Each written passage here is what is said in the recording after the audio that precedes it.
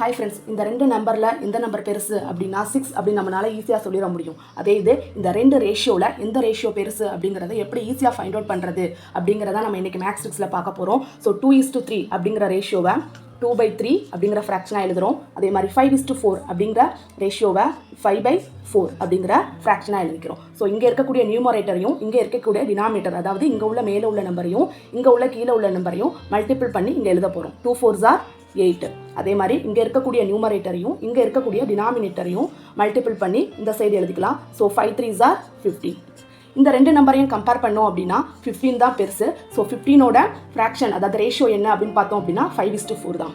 So கொடுத்துருக்கக்கூடிய ரெண்டு ரேஷியோஸில் எந்த ரேஷியோ பெருசு அப்படின்னா 5:4 தான். இது காம்படிட்டிவ் எக்ஸாம்ஸில் இந்த மாதிரி கொஷின்ஸ் கேட்குறது தான். ஸோ இதே மாதிரி வேறு ட்ரிக்ஸ் எப்படி பண்ணலாம் அப்படிங்கிறத நெக்ஸ்ட் வீடியோவில் பார்க்கலாம். தேங்க்ஸ் ஃபார் வாட்சிங்.